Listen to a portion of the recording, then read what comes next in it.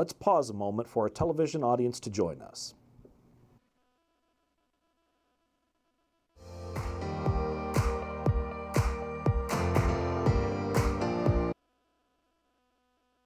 Thanks.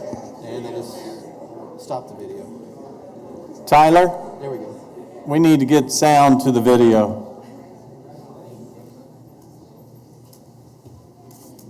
Let's try it again.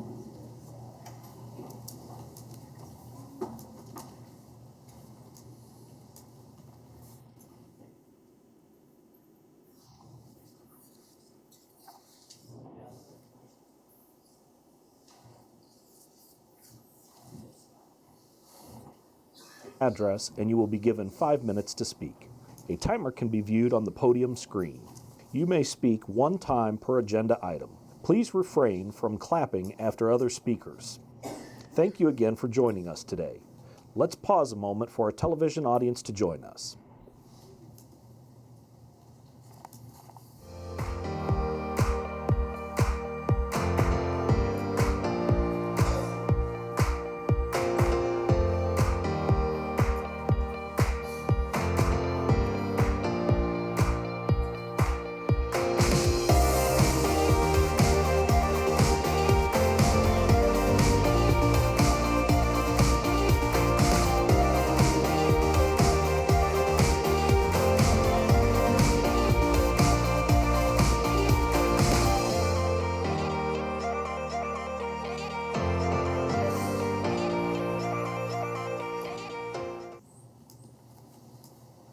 Well, good morning. It's a new contract that NIAR was able to land last week.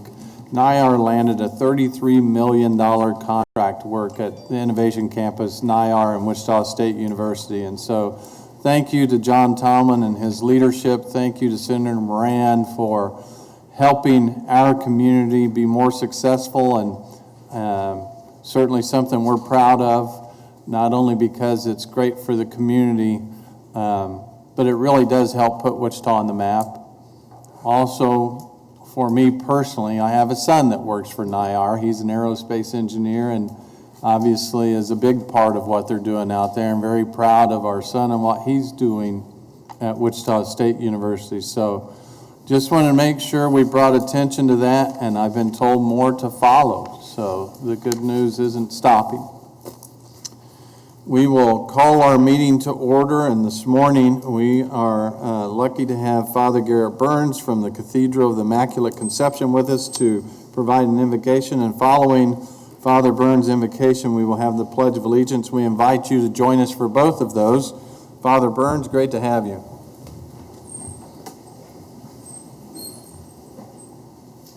First off, I apologize for the hoarseness in my voice. I just had a youth retreat, so I was doing a lot of singing with the kids and yelling at the kids this weekend. So let's take a brief moment of silence to call to mind God's presence. God of justice and mercy, thank you for the gift of life and the opportunity to serve the people of our city. Help us to act with character and conviction. Help us to listen with understanding and goodwill. Help us to speak with charity and restraint. Give us a spirit of service. Remind us that we are stewards of your authority. Guide us to be the leaders your people need.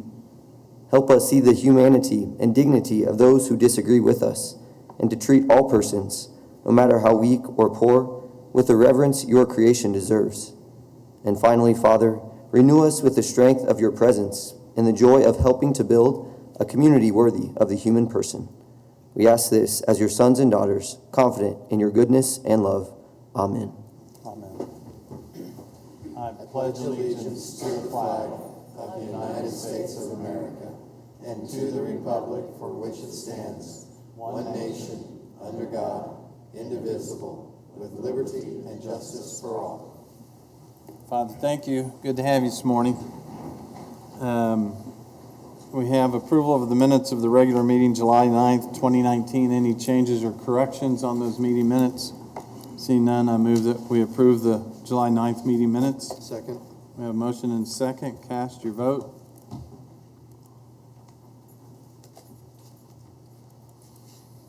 And motion passes unanimously. We have one award this morning that we need to give out, and I'm going to ask the entire council to join me for this.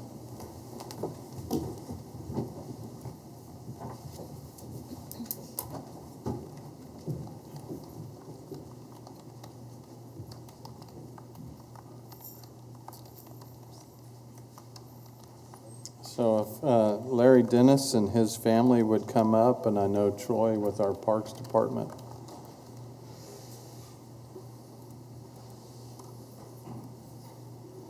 Larry, it's not often we have the entire council up here to give one person something special, but you are truly something special. So I want to share just a little bit with you, and it's not enough to share what truly Larry has meant to this community, but Larry is a recreation supervisor. For over 42 years, Larry has worked with the Wichita Parks and Recreation, including 5 as Center Director of Community Recreation Centers. He says working with parks satisfies his passion to work and help with people. His motto is to help people grow, and guides him in his work with youth as well as guided him throughout his career. He's touched the lives of countless youths in our community, and his work through advocacy and mentorship cannot be measured. He's a 1972 All-State basketball player from North High, and one we're happy that gave former council member Meissner grief on the basketball court. He's been a paramount in supporting and growing League 42 and serves on the board. In 2016, he won the Man of Excellence in Mentoring from the Community Voice. He won the NAACP Legacy Award in 2017. I can guarantee you that we're not covering enough of the work that Larry Dennis has done in this community. But I'm going to invite Troy up to say a few words, and then we will have Larry sum it up. I don't know, can you sum it up in a couple of hours? Troy, I'll let you have the podium. Thank you. Thank you, Mayor. Good morning, everybody. Larry the Legend. It's going to be a legend that's going to last forever in regards to what he's meant and the things he's done for this community. Larry, I want to personally thank you. I've had a chance to work with Larry for the past 5 years, and I've gained a great amount of respect and trust, and I've depended on you to do some great things. On a monthly basis, I get emails, I'll get a phone call, I'll get a text message. Somebody will tell me something great about Larry, and they tell this to me like, I don't know. I do know all the great work that you do, and they act so surprised when they want to tell me some great things about Larry. An example was about 2 weeks ago, I was in a meeting with our chief of police, and the chief said, and he tells me, he says, Troy, Larry Dennis is retiring. As if I don't know. And I said, yes, he is retiring. He's going to be a big hole to fill, and we're going to really miss him. And then he tells me all the great things he does. And I said, yeah, I know he does great things. It's not a surprise. It's in his work ethic. It's in his character. So it's not a surprise whatsoever. And so for the chief of police to notice your work, that means that you're making an impact. Within that same time frame, about 2 weeks ago, our city manager, Mr. Layton, who's not here today, but also wanted to congratulate you on your retirement and all the great work that you've done. He tells me, Larry Dennis is retiring. I said, yeah, I know. It's a big concern of mine, yes. And they tell us as if I don't know. And so he tells me he's done great work and all that good stuff. I said, yes, he's fantastic. I know these things. It's going to be hard to replace him. So the city manager recognizes your work and the impact that you've done in the community. An example, about 2 years ago, I got a phone call from Councilmember Levanta Williams, and she tells me Larry's going to get an award from the local chapter of the NAACP for all of his work, his legacy award. And she tells me all the great things he's done. I said, yeah, I know, he does great work all the time. And she's telling this to me like I'm surprised. But I was very thankful to be at the ceremony where you got the award. So when the NAACP is recognizing your work, you're making an impact in this community. So the theme that I'm really going off of is, Larry, you're going to be missed. You've made a huge impact in this community. We love you, and we wish you the best of luck.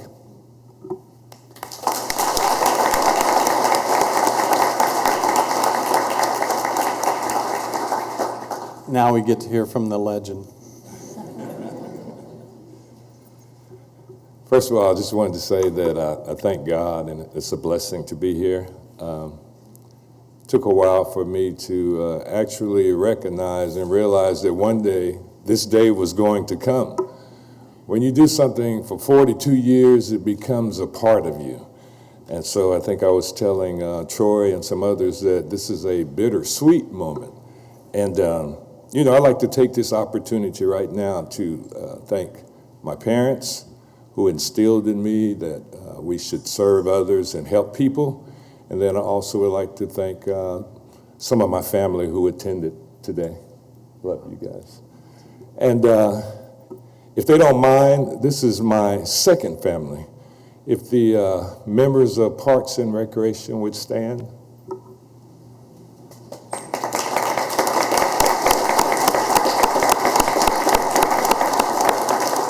These people are like my second family, and I just want to let you guys know that I love you. And part of my problem retiring is that I'm going to miss all of you. But the thing is, and I think I told Troy this too, and also Reggie, that I'm sure I'll be around. I don't know how long it'll take for me to wean myself from going to McAdams every day, Monday through Sunday, but I'll be around to help in any way that I can. My parents raised me to love one another, and that's something that's very key to me is loving people. And I love people. And working all of these years, I had the opportunity to work in different parts of the city of Wichita as director of different centers and different communities. And I realized that there are more things that we have in common than our differences. And hopefully one day somebody will recognize the importance of Parks and Recreation. And I can tell you this, that I've seen how it's helped so many people and so many families. And I have people come up to me every day and Mr. Larry or D or Mr. D or Coach. And sometimes I don't remember who they are, but after talking to them for a while, they'll tell you how you made a small impact on your lives, on their lives. And that's very satisfying to me. I'm not proud because I know arrogance and faith can't mingle or live or exist together, but I am satisfied that I believe that I helped someone. And it's never been that I've been in the Parks and Recreation business for money, but whatever I get, I will appreciate it. But the satisfaction is getting to know so many people from so many areas of the city of Wichita, and then going to work in different recreation centers and meeting people that I would have never had the opportunity to meet before. So once again, I thank you. I thank God for the opportunity to serve, and even though I'm retiring, I still will do the same thing because that's been instilled to me and my siblings through our parents. And I'm not in it for any kind of gain, but just to make somebody happy.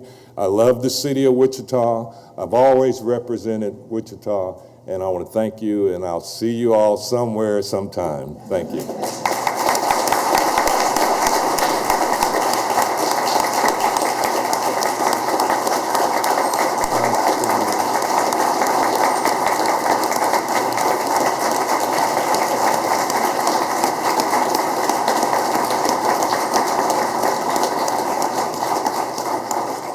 So most people probably don't fully understand because of the way our retirement system works.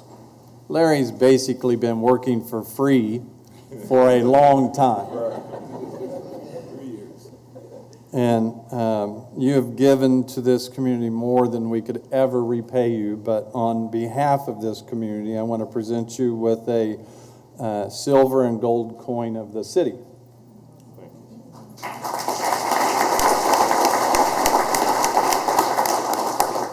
And we're going to do something else a little unprecedented. We're going to take a 15-minute break to go celebrate across the hallway. There's some videos there's cake, and so this council wants to celebrate with you. So we're in a 15-minute recess.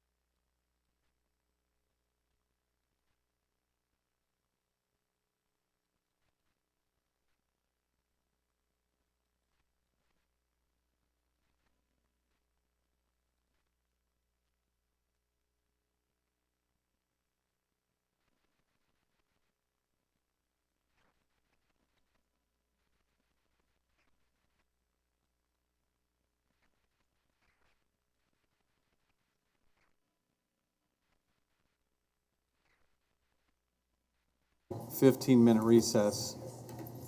Did anybody record the time that we?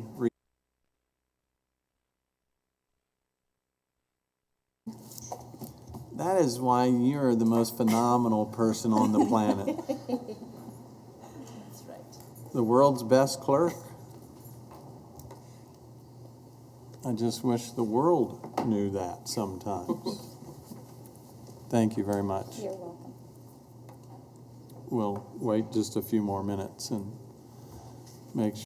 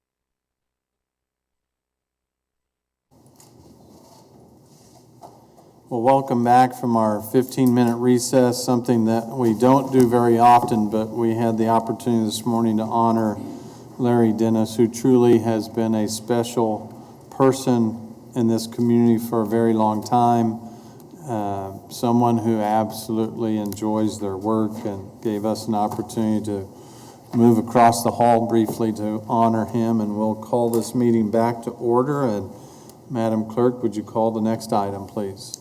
Consent agenda items 1 through 13. Any items that need to be pulled for clarification or discussion? Seeing none, I move that we approve consent agenda items 1 through 13. Second. We have a motion and a second. Any other discussion? Cast your vote. Motion passes unanimously. Madam Clerk, next item, please. Report of Board of Bids and Contracts dated July 15th, 2019.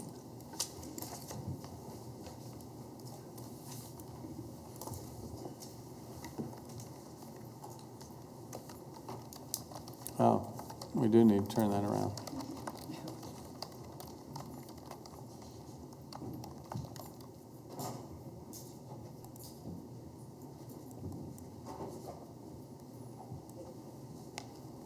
Good morning, Mr. Mayor, City Council. Hannah Lang, Department of Finance, here today to present the Board of Bids from the July 15th Board of Bids date. Here. It's not moving forward. There we go. First engineering bid we have is I-135 Drainage Canal Repairs Phase 1.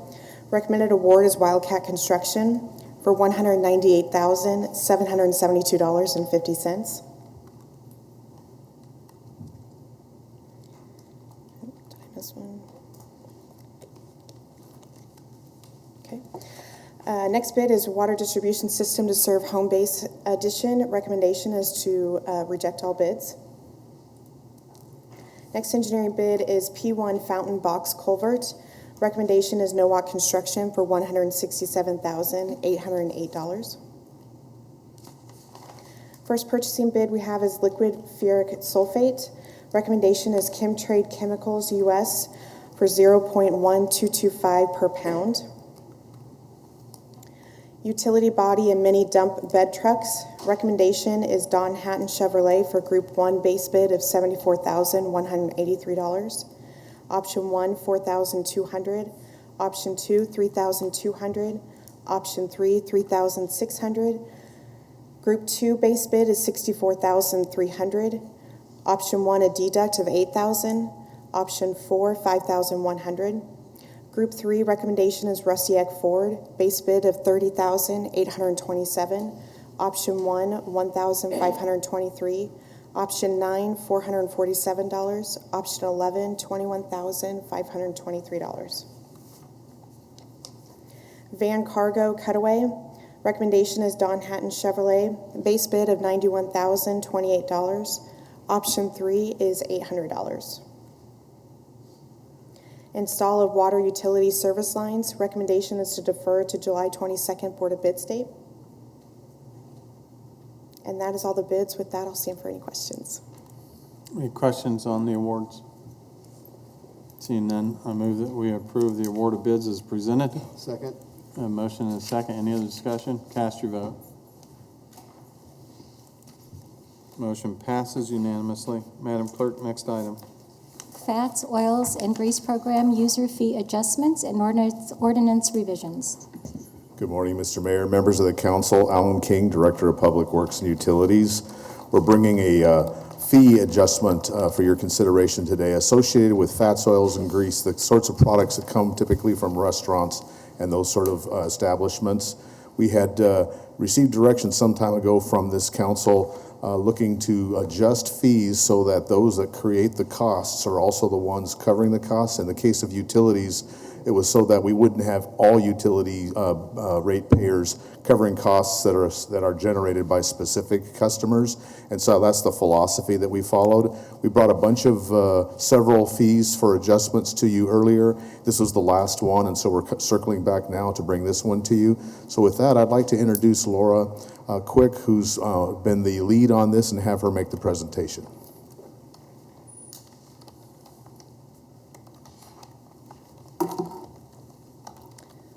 Good morning. I'm Laura Quick from Public Works and Utilities with the Utilities Optimization Program. All right, so as Alan mentioned, this is a continuation and the final step in the process of adjusting utility user fees. As you may recall, earlier this year, we identified over 100 fees for individualized utility services, and we completed an analysis of the true cost to provide each of those services or for those permits.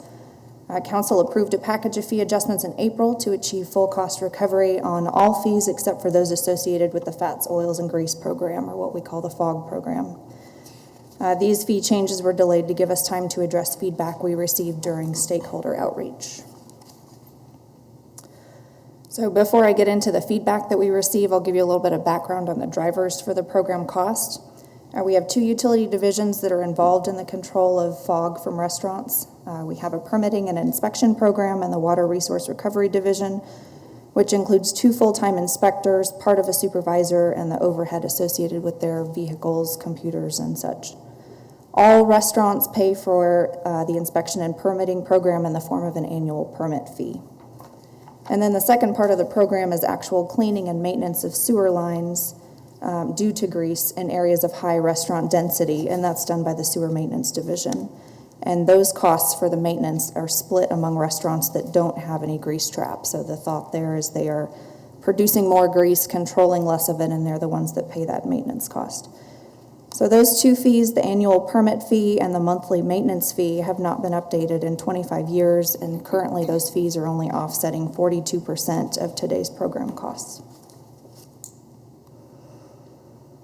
So our original proposal for these fees was simply to raise the existing fees that we already had to the amount needed to fully recover the program costs.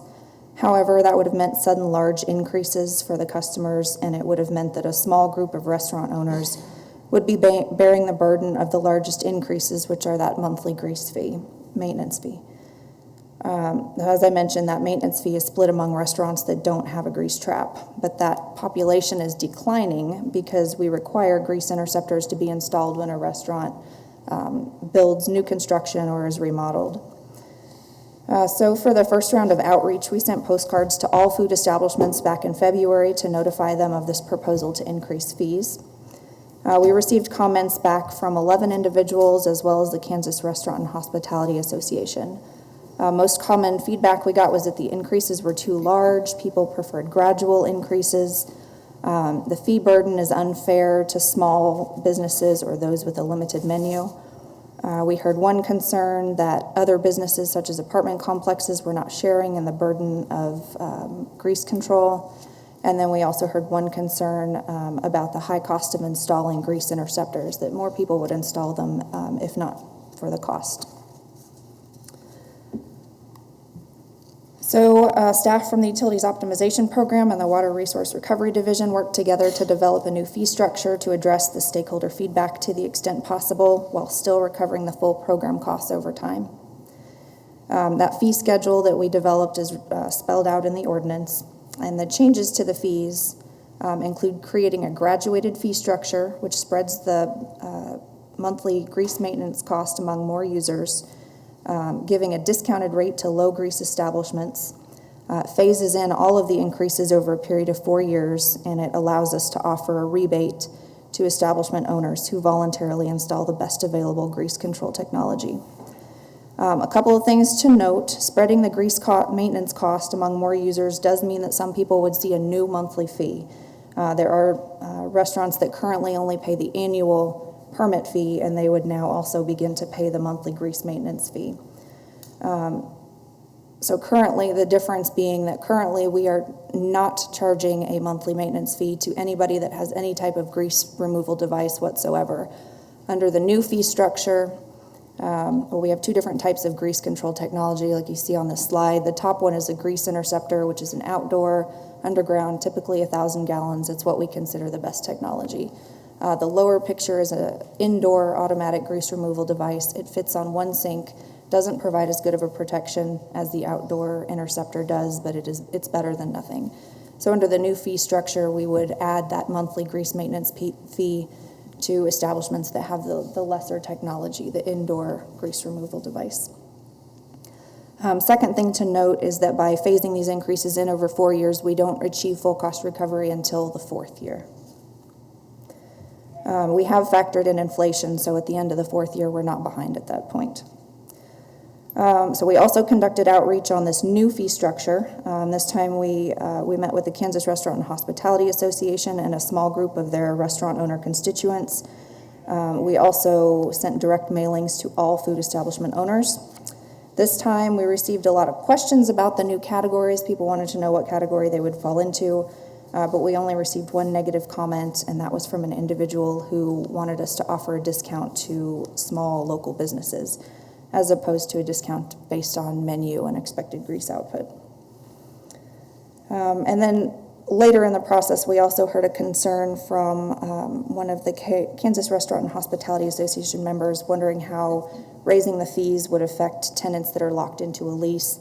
But we hope that by phasing these in over 4 years, that would address that concern. So in summary, the ordinance changes before you would implement the new fee structure beginning on September 1st, with gradual increases each year for 4 years. After the 4th year, the cost and revenue would be reevaluated to identify if and when future fee increases are needed so they don't become so unbalanced in the future. The ordinance changes also include some updates to the language which reflect and clarify how the permitting program currently operates. These updates do not affect how the program is implemented, but it reinforces our existing policies and practices. And those updates do not include anything related to interceptor design or installation criteria. I understand the Metropolitan Area Building and Construction Department will be embarking on their own analysis of the plumbing codes, and that could potentially touch those areas as a separate process. And with that, I'll stand for any questions. Any questions at this point? Thank you. We'll go out to the public. Anyone like to address the council on this agenda item? Seeing no one, we'll bring discussion back to the bench. And certainly this is another opportunity that we are undertaking to ensure that the actual cost that is generated from programs like this goes back to the people that are helping generate the activity, so that we don't spread the cost out to the general public. And we've been trying to do more of that for the last several years when we talk about fee recovery and those things. We've done it in a number of different departments where we're trying to capture those that are creating the factors that go into the maintenance and the cost that the city has, and recover that cost back on those that are generating that. So we appreciate the work that you're doing and appreciate you working with certainly the hospitality and restaurant groups to help ease some of their issues. I would just say as a cautionary, and I haven't heard too much from them, but we have a plumbing board, and we're going to be expanding that plumbing board here very soon, that we continue to work with that group too as we work through issues like this, because I'm not sure we engage them fully, but they've had a little bit of an opportunity to voice their concerns since we've delayed this a little bit, and make sure that we are utilizing those. So if there's no other comments or questions, I would take the staff recommended action and move that the City Council approve the fee adjustment, place the ordinance on first reading, and authorize necessary signatures. Second. We have a motion and a second. Any other discussion? Cast your vote. Motion passes unanimously. Madam Clerk, next item. Public hearing and approval of an asbestos abatement project, 150 North Main. Good morning, members. Good morning, Mayor, members of the City Council. Scott Rigby, City Manager's Office. I'm filling in for Mark Eller, whose wife went into labor this morning, so we're learning on the fly. This project is an asbestos remediation project for the buildings situated at 150 North Main. This is a total estimated project cost of $511,000. The developer is requesting asbestos remediation to make the building safe for overall demolition and rehab. A final project design and redevelopment will occur following asbestos remediation. This is the property at the corner of 1st and Main Street. Here's a present view of that building. You see it currently is boarded up and have fences around the sides. And this is the future concept. This is obviously not the asbestos. This would be a future facade remediation project coming forward at some future date.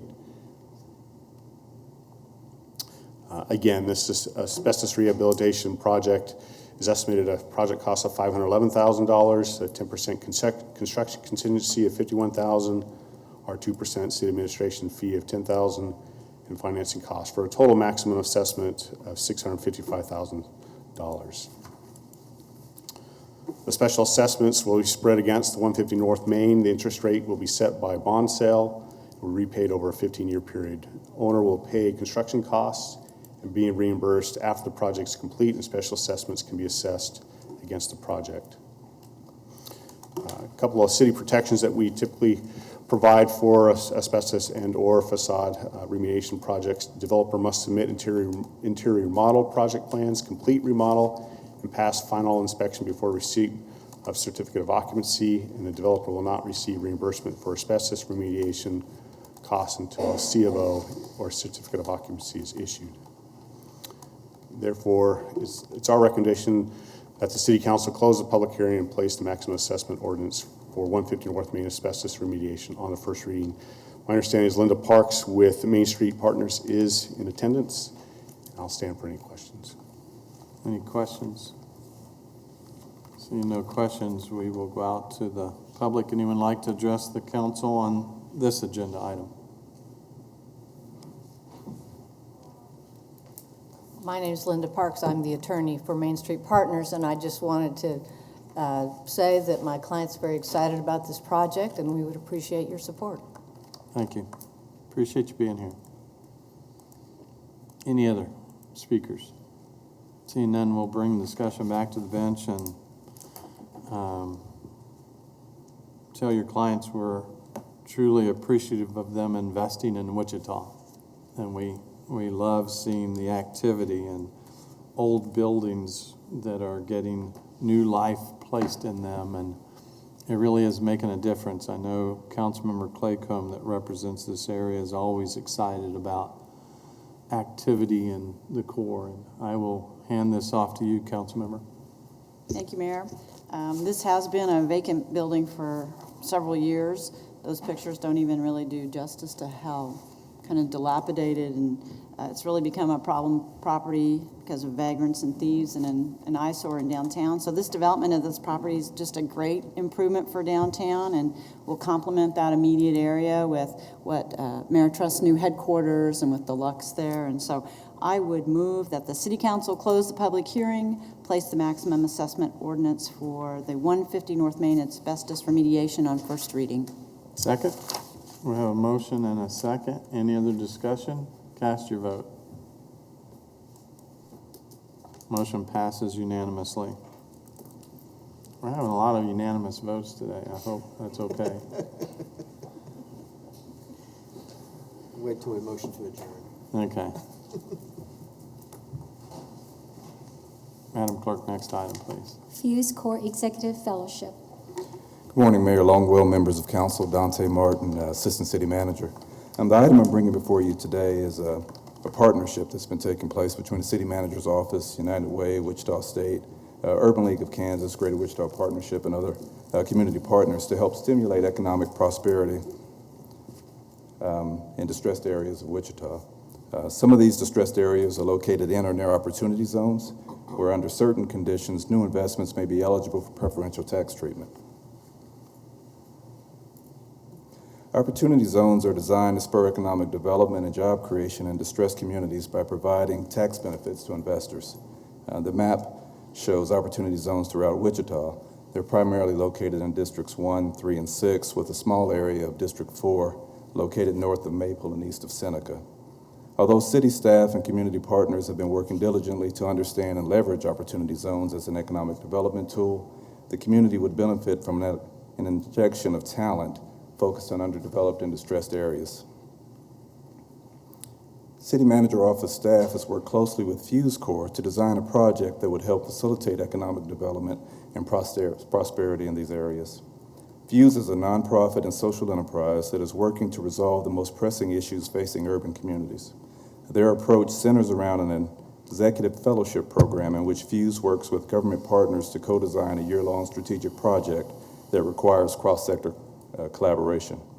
In 2018, more than 1,300 applicants with an average of 20 years experience applied for Fuse executive fellowship positions. Similar projects undertaken by Fuse include community-oriented redevelopment in Indianapolis, accelerating entrepreneurship in Cleveland, investing in economic inclusion to unlock broad-based growth in Long Beach, and building inclusive economic development in Oakland. I will say that we heard this week Wichita State has committed funding toward the program, toward this project. We've had conversations with Councilmember Clendenin about committing HIDE funds to the project, with the balance being funded by the City Manager's Office Economic Development Funding and other community partners. The objectives of this project is a community engagement that identifies priorities and attainable projects, creating a shared vision among community partners, and developing a blueprint for leveraging opportunity zones and other tools to redevelop distressed communities. Project deliverables include a stakeholder analysis, a community needs assessment, an opportunity zone prospectus, and a community benefit agreement. Staff is recommending the City Council approve the contract with Fuse Corps and authorize necessary signatures. I'm available if you have any questions. Any questions? We'll go out to the public. Anyone like to address the council on this agenda item? Seeing none, we'll bring discussion back to the bench. Councilmember Clendenin, I know you are using some funds for this. Yes, sir. Well, I just wanted to say thank you to staff for the opportunity actually in presenting this with me. This is going to go a long way to helping package these opportunity zones so people that are not familiar with our city, and even those that are, will have the opportunity to see what their investment can do inside these areas that are really needing it. So I'm excited to see what the program will do. And Councilmember Clayco? Yes, I have a question, Dante. So first of all, I think this is a really unique way to develop opportunity zone projects in low-income and underdeveloped areas. Do you know what the time frame for investors to take advantage of the opportunity zone tax advantages is? I don't. Scott Rigby, Assistant City Manager, may be able to weigh in. Mayor, Councilmember Clayco.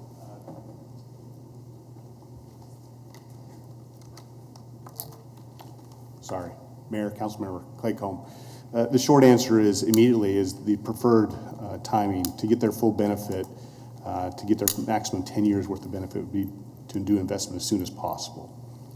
But even over the next year? Even in the next few years, they can continue to receive benefits. Still get benefits, okay. Yeah. Okay, thank you.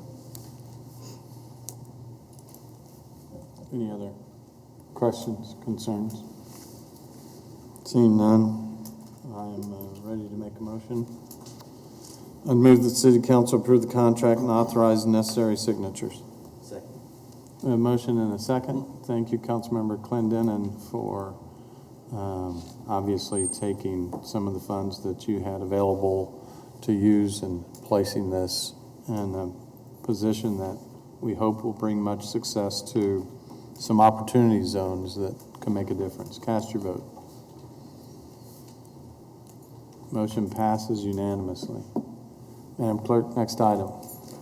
Memorandum of Agreements for Community Paramedicine Program. Good morning, Mr. Mayor and City Council members. Tammy Snow, Fire Chief, and with me today is Dr. John Gallagher, Medical Director for the county. Today, we're here to ask your support in the formation of a community paramedicine team, which would be a collaboration of resources between the city and the county.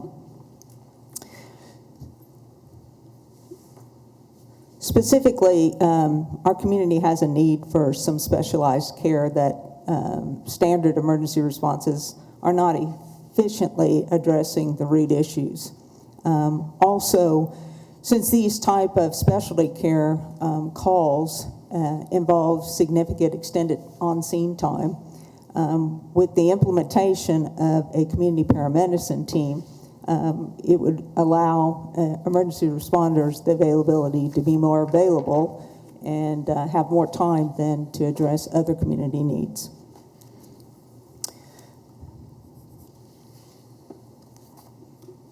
The community paramedicine team would be called Integrative Care Team, or in short, ICT, and it would utilize a multidisciplined team to address the identified needs, and would truly focus on solving problems and providing the appropriate care for the patient, not just responding to them.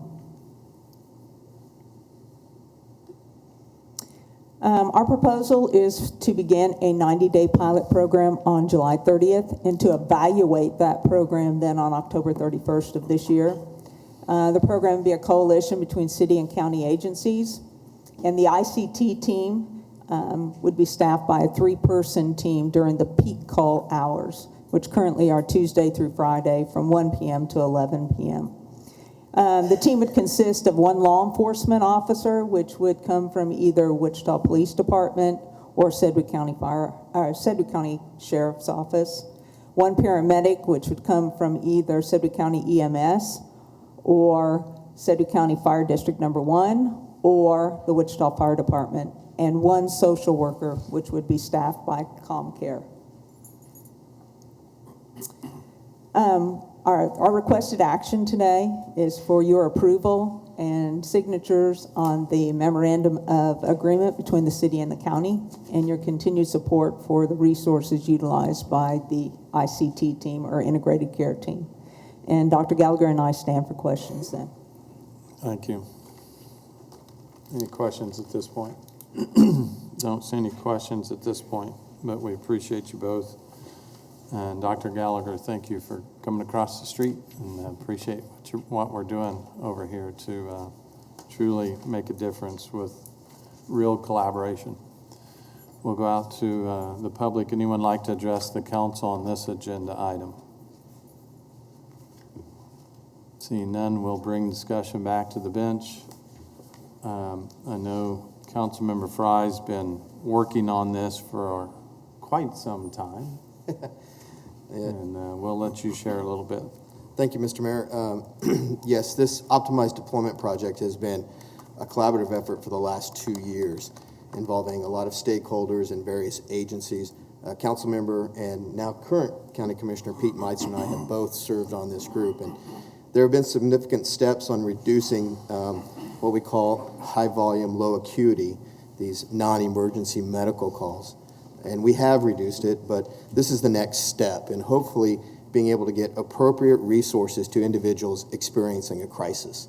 And this could be healthcare, mental health, social services, a variety of issues. And it's truly about right-sizing the care for the person. We expect and hope that this will have significant impact with ER usage, law enforcement responses, and ComCare crisis visits. So it is a pilot. Each department is donating personal time and or resources from their existing budget to not put a drain on the system.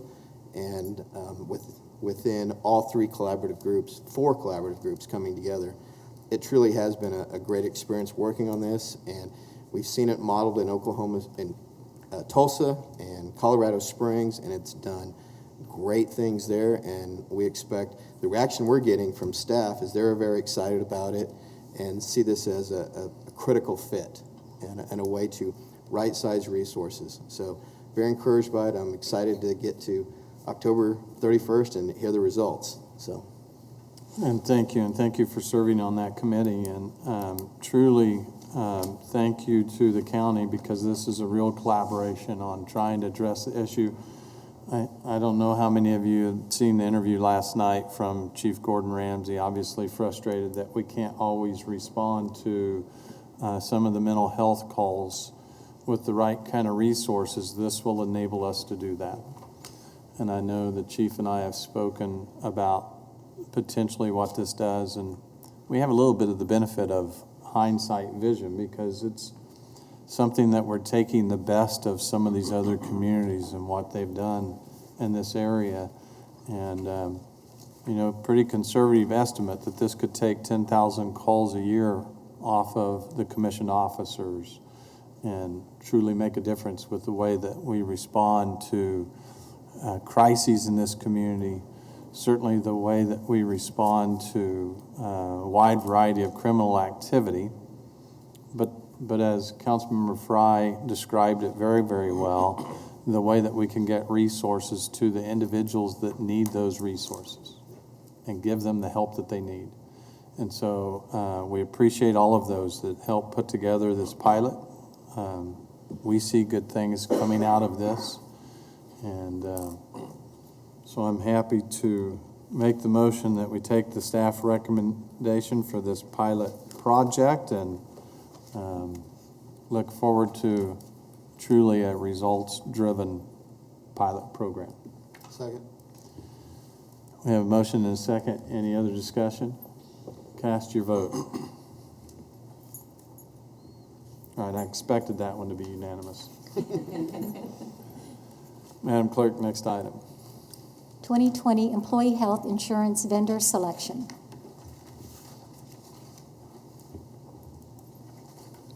Good morning, Mayor, Council members. Verl Needens, Department of Finance.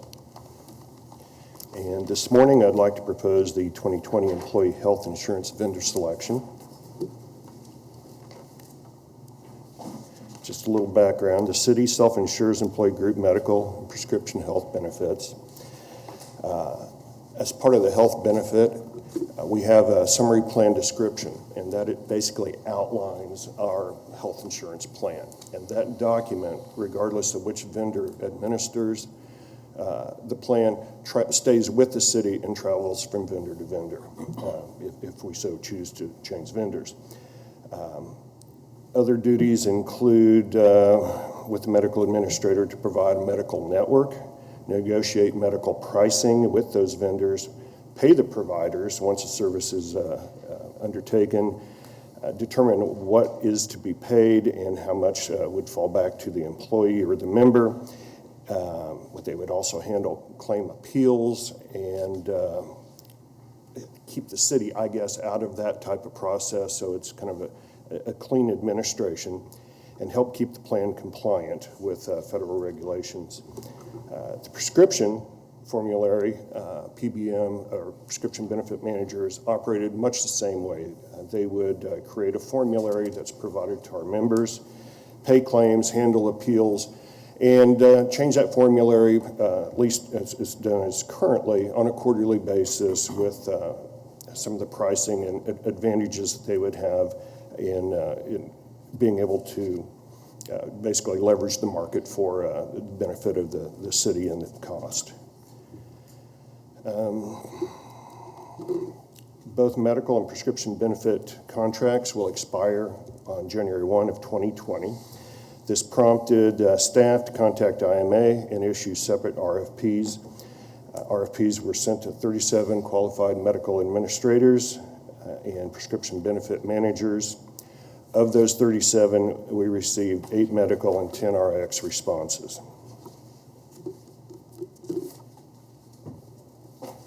Staff Screening and Selection Committee was then called to review the proposals and is provided with comparative service and pricing data prepared by IMA. Members of the Staff Screening Selection Committee include a wide range of individuals, mostly from the Health Insurance Advisory Committee, which includes the Fire Union, Police Union, SEIU, Employees Council, and staff from HR, Law Department, City Manager's Office, and Finance. We try to make it as broad and inclusive as we can so everybody who has a stake in this process is represented. Staff Screening Selection Committee selected and interviewed 4 medical administrators and 2 prescription benefit management firms. Blue Cross and Blue Shield of Kansas was selected as proposed third-party medical administrative services provider. MedTrack, the current provider, was selected as proposed prescription benefit manager.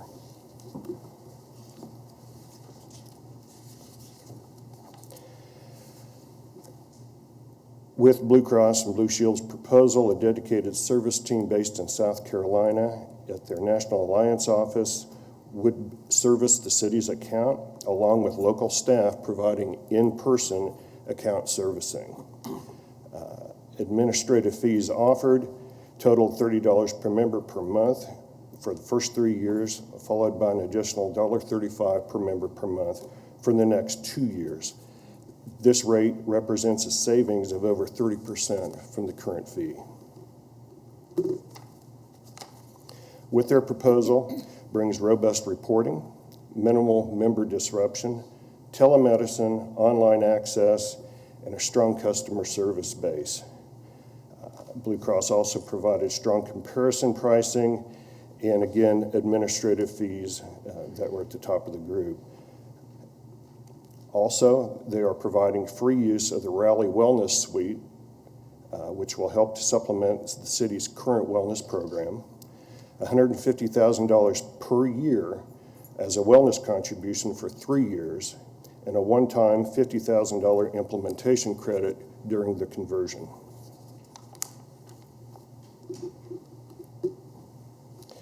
MedTrack ranked first in competitive pricing as well, bringing a 29% cost savings over current fees as a result of what they described as better purchasing abilities and rebate distributions.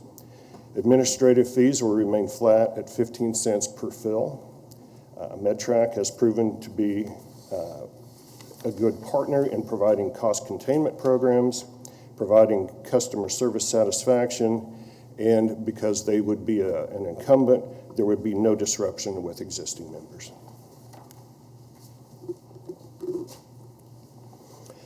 Impact on plan participants. Members really should not experience any major coverage differences. Again, we bring our own plan with us. We'll try to iron out any differences in number of visits during the implementation process. Anything that doesn't quite match with the current program, we'll try to identify and work with Blue Cross well ahead of time to try to iron out any differences that might occur, but we're asking them to implement our plan. Members should expect a new card and contact information. It is represented that the medical provider network is nearly identical to what we have already. MedTrack will continue to implement quarterly formulary revisions. It should be business as usual with customers and members as what they're experiencing at the moment. With that, we ask that Council approve Blue Cross and Blue Shield of Kansas as a medical benefit third-party administrator and approve MedTrack as the prescription benefit manager. And I am open for questions. Any questions? Seeing none, we'll go out to the public. Anyone like to address the council on this agenda item? Seeing none, we'll bring discussion back to the bench, and appreciate the work that you all have done on behalf of our employees. Councilmember Clayco? Yes, thank you, Mayor. So I have just a couple of questions. First, one comment. I'm just very impressed with the work done to obtain cost savings for taxpayers. That's really pretty amazing after we've seen over years. You know, if you look at the literature of increases in health benefit changes. A couple of questions, though. Are there any changes, expected changes in premiums for the members? Premiums are generally claims-driven, and we need as many months of claims experience as we can before we can set rates. I will be back here likely within 60 days with at least 2 more months of claims data to present rates for 2020. Okay. All right, good. And how often do we change medical benefit providers? Have we done this before? We did this 4 years ago. 4 years, okay. Yeah. All right. And it's really as often as needed. Yeah, all right, thank you. If there's no other questions, I would move that we take the staff recommended action. Second. We have a motion and a second. Any other discussion? Cast your vote. Motion passes unanimously. Madam Clerk, next item. 2018 Comprehensive Annual Financial Report. Good morning, Mayor and members of the City Council. Sean Henning, Director of Finance. This morning, the item before you is the 2018 City's financial statements, known as the Comprehensive Annual Financial Report, and we commonly refer to it as the CAFR. The CAFR includes the audited financial statements of the city, and state statutes require us to have an audit that is conducted by a certified public accounting firm. That audit firm for the city of Wichita currently is Allen Gibson Hulig, and we will have a representative, I'll introduce a representative from the firm to communicate to you the results of the 2018 audit. Just a few highlights of the CAFR. At the front of the document is the introductory section. It includes a transmittal letter. In the financial section, it's the next section, includes the auditor's opinion, what's called the management discussion and analysis that provides an overview of the financial results and information contained in the CAFR. And then the actual financial statements begin on page A15. I would like to mention that the general fund budgetary statement is reflected in the CAFR on page A25. A bit of good news, we ended up the year with a 34.8 unencumbered fund balance. That represents an increase. We had a surplus of approximately $2.5 million in 2018. Much of that is due to departments exercising control over expenditures, as well as we had some revenues that came in a little bit higher than what we anticipated, primarily interest earnings as a result of favorable market conditions. So we ended up the year, and our unencumbered fund balance represents 14.8% of our 2018 expenditures. So it's a pretty good percentage as far as our existing reserves. I think it also shows dedication and diligence on the part of the City Council to make sure that we maintain adequate reserves and protect us going forward with financial stability. The statistical section of the CAFR is in section G towards the back of the book. And that includes trend information most of it is over a 10-year period, including financial, debt, and other operating trend data. At this point, I'd like to introduce Michael Lowry with Allen Gibson Hulick, and he will continue the presentation and provide to you the results of the audit. And at the conclusion of the presentation, it will be staff's recommended action for the City Council to receive and file the comprehensive annual financial report for the year ended December 31st, 2018. Thank you.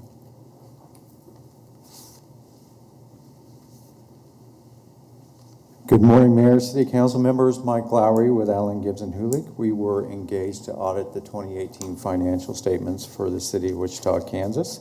Before I begin, I always like to provide a thank you to the finance staff and all of the grant program managers.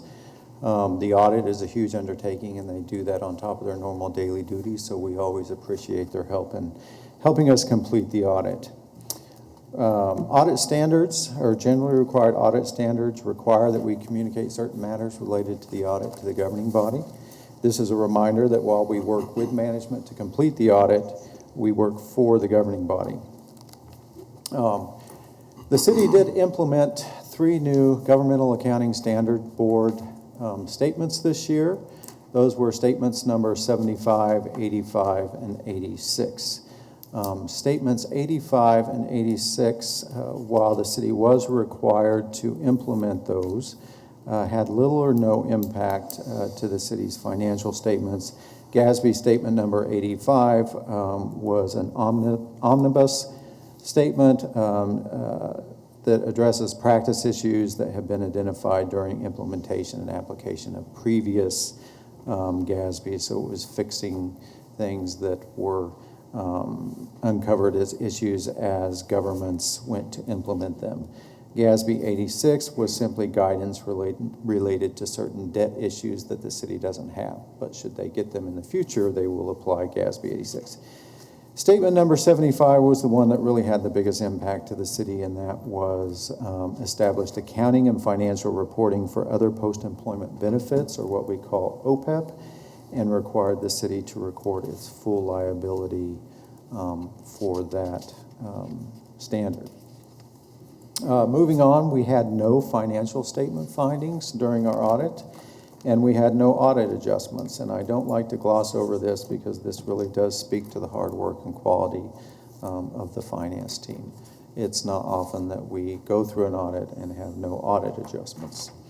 We had no disagreements, difficulties, or significant issues during the audit. I always like to say that an audit is designed to answer 3 questions or 3 goals.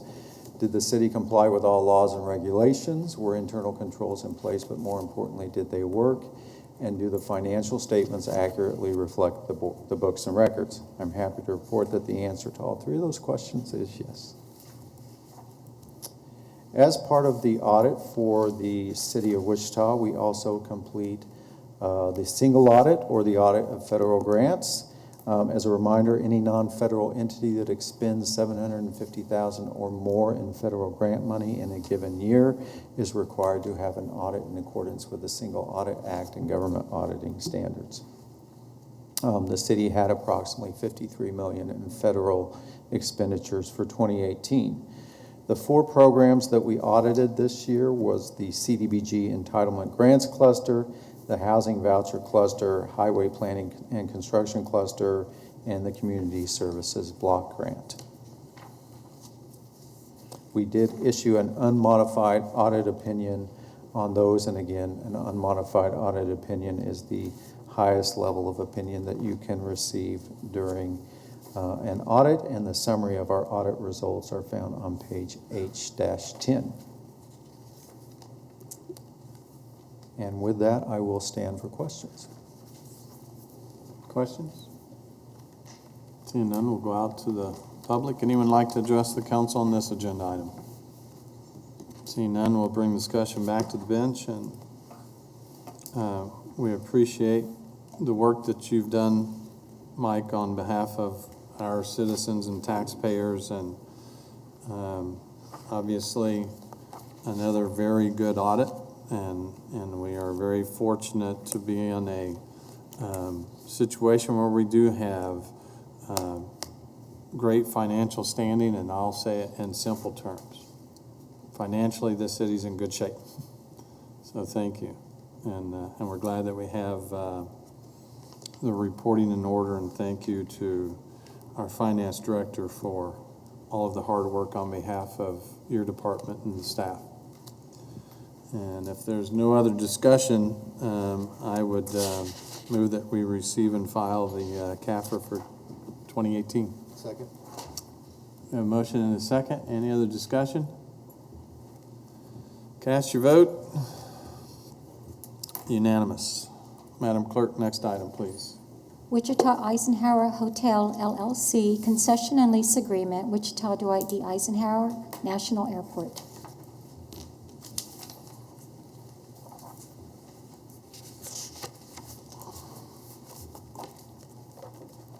Good morning, Mayor and Council. Victor White, Director of Airports. Give you a quick history of why we're here today to present this item. Back in the summer of 2017, about 2 years ago, staff received an unsolicited request from a known qualified developer to build and operate a hotel at the airport north of the Hampton Inn and Suites. So in accordance with the right of first refusal provision in the lease agreement we have with the Doubletree Hotel, written notification was provided to them on September 6th of 2017, which was later acknowledged by the Doubletree the very next day that they had received it. The right of first refusal provision gives the Doubletree 1 year to respond and execute a lease if it chooses to develop its own hotel. So if they wish to exercise that right of first refusal, they would have to meet or exceed the proposed terms and conditions that were contained in our letter of notification and execute that lease within 12 months from September 6, 2017. During that 1 year right of first refusal period, airport staff and myself and others had discussions with Doubletree management, including the manager at the time, within less than a week after the notification was given to them. They were invited to make a presentation to the Airport Advisory Board if they wanted to object to the proposed development. They did not make a presentation to the airport board, nor did they exercise the right of first refusal within that 1 year period or at any time thereafter. So as specified in their lease, if they fail to exercise the right of first refusal, the airport authority is free to negotiate with any other party for development of a hotel. So staff then entered into negotiations with the interested developer. We completed that effort this spring and prepared a lease agreement for presentation to you all. The minimum financial and business terms contained in the right of first refusal that was sent to the Doubletree are being met or exceeded by the new developer, and they're included in the proposed lease agreement. The minimum business terms included in that notification to Doubletree were these main categories: provide an earnest deposit and escrow with the airport for $2 million, which would be returned upon completion of the facility roof. The intent of that is to help make sure that the construction continues at a good pace. They would be required to lease a minimum of 130,000 square feet of land, a lease term of not more than 30 years with 2 10-year renewal options, rental payments at the rate of 41.18 cents per square foot per year for the first 3 years, and thereafter a concession fee based upon an escalated percentage of gross sales with a minimum annual guarantee. And then title to all improvements would be vested with the airport authority immediately, which is the standard practice for all of our construction. The developer is known as Wichita Eisenhower Hotel, LLC. The principal is Mitesh Patel. Mr. Patel and others have built, for example, the Hampton Inn that we currently have at the airport and a number of other properties in the region, such as in Hayes and Hutchinson, Augusta, Mays, and so forth. Partners in the company have constructed, in addition, other new hotel properties within the region. The proposed flag for the hotel has not yet been designated. They have applied for a flag, and that would be announced upon the award of a national brand franchise, which sort of a chicken and egg. They cannot get approval for that until they have proof that they have a lease in hand. So here are the key financial business terms, which mirror basically what you saw in the letter to the DoubleTree. They will lease approximately 264,000 square feet of land. They will build a hotel of what's called the select/upscale category, 30-year initial lease term with 2 10-year renewal options. Land rental for the first 3 years at the rate of $41.18 per square foot, which equals $108,715 per year to the airport. Thereafter, a concession fee of 1% of gross revenues, or a minimum annual guarantee of $130,944, whichever is greater for the first 2-year period. Then starting in 2024, the concession fee will be the greater of 1%, or a MAG equal to 85% of the previous year. That percentage escalates up to 3.5% in the final years of the lease, and then it increases up to 5.5% during the option periods. They will deposit $2 million into an escrow account in favor of the airport authority to ensure timely construction of the hotel. Those funds would be released to them upon completion of the roof. They will provide private funding, anticipated to total approximately $12 million, for construction and for equipping and furnishing the property. They may choose to seek airport special facility revenue bond financing in order to obtain the sales tax exemption for eligible construction items. All facilities improvements would be owned by the WAA, and I think this is an important point. There is no airport authority, there is no city, there is no taxpayer funding outlay for this project. This is 100% triple net lease to the airport. We have no obligations to operate or maintain or pay for any facility maintenance during the life of the deal. So some have asked, how did this compare to the current hotel deal that we have with the Hampton that was approved by the City Council in 2014? Here's a side-by-side comparison. They're almost identical in terms of the lease term, the rental rate. The leasehold is larger. There was a 6-month free rent period during the initial construction phases with the Hampton.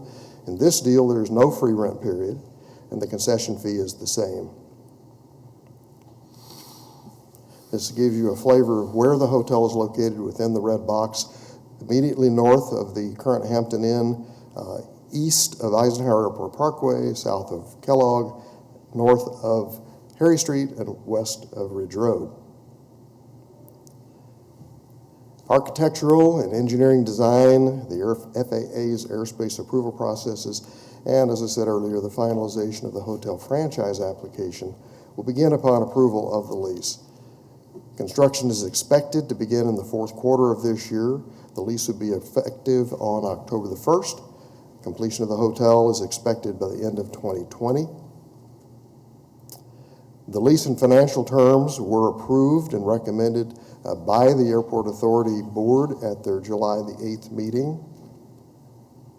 Therefore, we, staff, now recommend approving the concession and lease agreement and authorize the necessary signatures.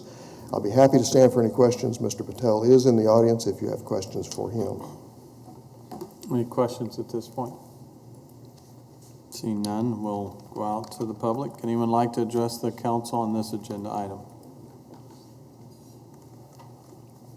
Victor will need the podium.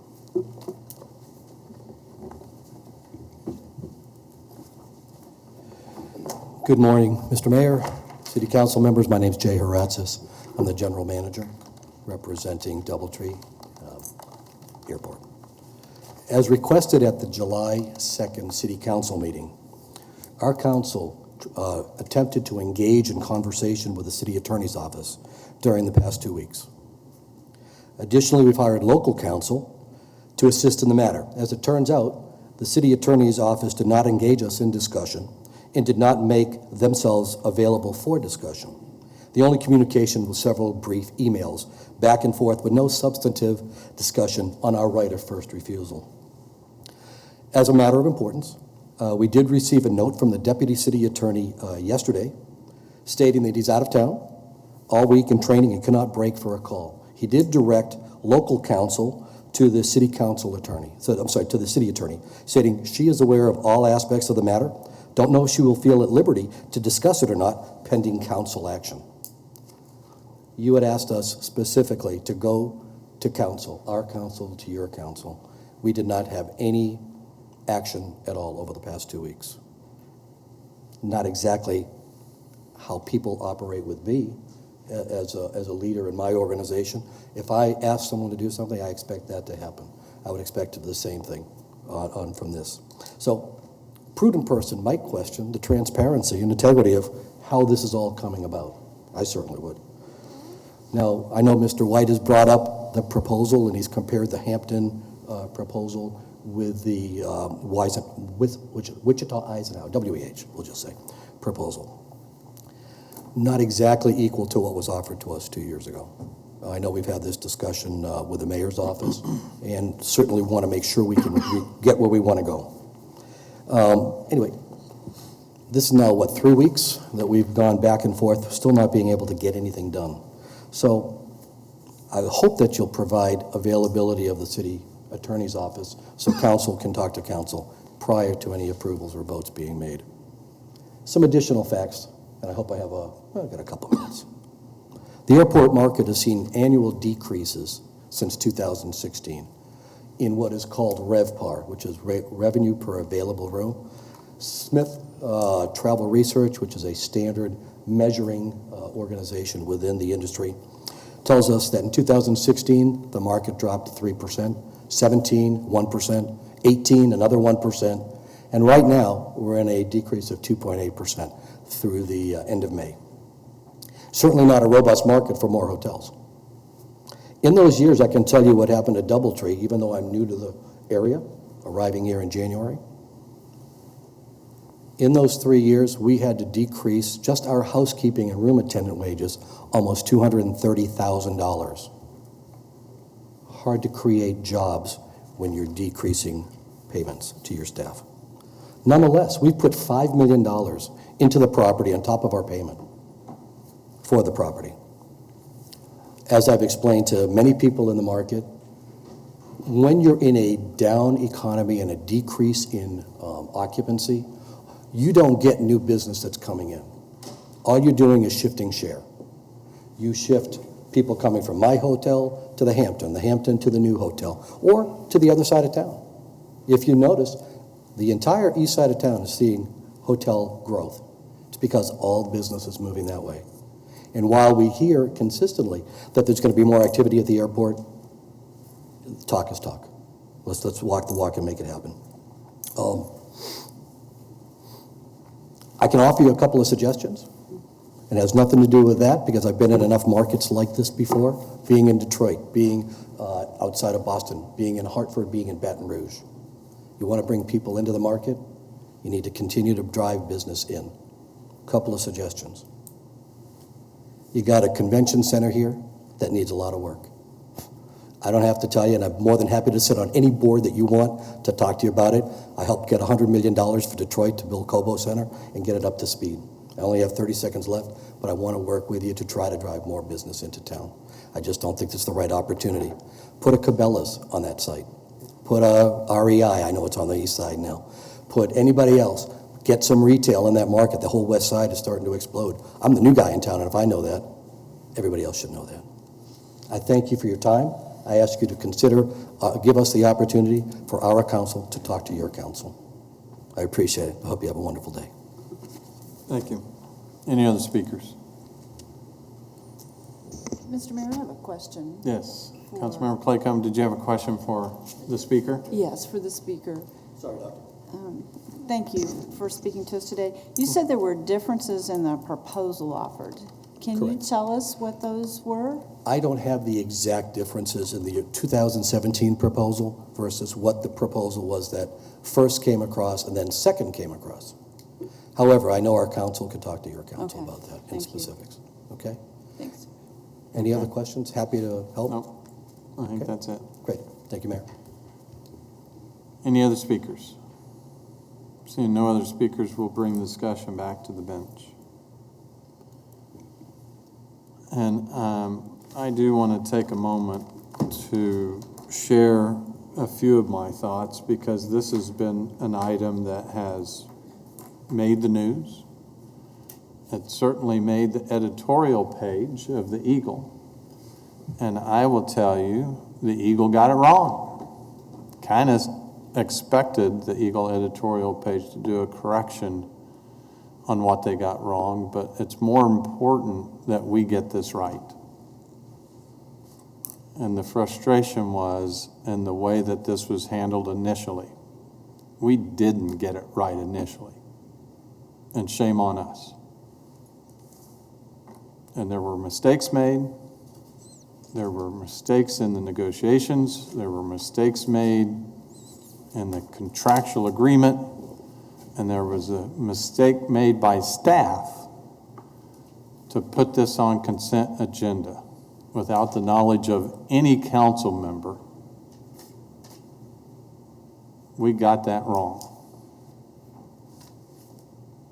So what I'm going to share today is we have to now be overly cautious in our approach going forward. And so to ensure that we truly get this right, I can't support the staff recommendation at this point in time. And I'm ready to make a motion unless you all have anything else to discuss so that you can understand fully where I intend to go. Staff did send us a memo with a couple of options, and I think we should take the last option. And so I'm going to move that this council direct staff to provide a 30-day notice of right of first refusal on the lease as presented, not on the basis of any recognized material change, but based on a perceived equity in this situation. Second. So we have a motion and a second. Any other discussion or questions? Cast your vote.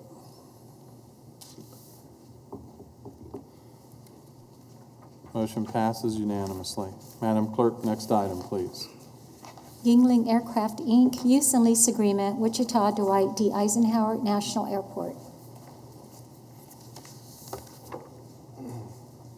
Morning, Mayor, Council. Victor White again. Hopefully this one will be a little bit smoother. In December '75, Beechcraft Corporation leased facilities from the airport to operate what's known as a fixed base operator, an FBO, at then Mid-Continent Airport. Over time, their facilities expanded several times to over 104,000 square feet of facilities with storage, maintenance hangars, customer service areas, shops, offices, paint hangar, plus aircraft and vehicle parking areas. In 2008, in July, that lease was assigned to Signature Flight Support when Beechcraft ceased the FBO business nationwide. Excuse me. Beechcraft retained its service center, however, under a sublease agreement with Signature. In 2018, Textron Aviation, Beechcraft, Cessna, and Hawker moved its service center from those facilities to the east side of Eisenhower and collated them with existing Textron maintenance facilities. Signature then desired to reduce its leasehold due to the departure of Textron and not having a need for those hangars. The Airport Authority lease with Signature expired on April 30th of this year and was approved by the Airport Authority for a smaller leasehold on a month-to-month basis until a new lease can be executed on a long-term basis. That negotiation's been completed, and we'll present that to you all sometime in August. Yuengling now desires to lease that space from the airport for the facilities that were removed from the Signature's leasehold. This includes what's known as Bay 1 or the paint hangar, hangar bays 2 and 3, and offices, shops, and some other areas, as well as an aircraft ramp and vehicle parking areas on both sides of the hangars. Yuengling will use this space for aircraft paint prep, painting, and storage as an expansion of its FBO and MRO, which is known in the industry as Maintenance, Repair, and Overhaul Service Center operations. The lease term will be 30 years with 2 5-year mutual renewal options. The lease will be effective back to May the 1st of this year. The land rental rate will be 41 cents per square foot per year, or $62,969 a year. Bay 1 paint hanger will be at $7.20 a square foot, or $39,139 a year. Hangar bays 2 and 3, the rate will be $275 per square foot, so $126,594 for a total first year of revenues to the airport of $228,702. Then there's an annual rate escalation of 2%. Yuengling will invest a minimum of $2 million in improvements, upgrades, replacements, renovations, or alterations of the leased facilities. They were approved for up to $3.5 million in airport special facilities revenue bonds at last week's council meeting. This is the location. In yellow is the current Yuengling facilities, hangar, ramp, parking, and so forth. The red would be what's added to their leasehold campus. You can't see it very well, but the little small black thing is the paint hangar, and then the 2 domed ones are the bays 2 and 3, and then there'll be ramp associated with that. The lease and financial terms were approved and recommended by the Airport Authority Airport Board at their meeting last week, July the 8th. So we now recommend to you approval of the use and lease agreement and authorize the necessary signatures. Be happy to stand for questions. Any questions at this point? Seeing none, we'll go out to the public. Anyone like to address the council on this agenda item? Seeing no one, we'll bring discussion back to the bench. And I would just simply add that it's nice to see local companies expand and invest in our community. And so this situation, I typically would hand this off to Councilmember Blueball, who serves that district, but he's not able to make it this morning, so I'm happy to make the motion that we approve the staff recommendation as you read up there on the board. Second. We have a motion and a second. Any other discussion? Cast your vote.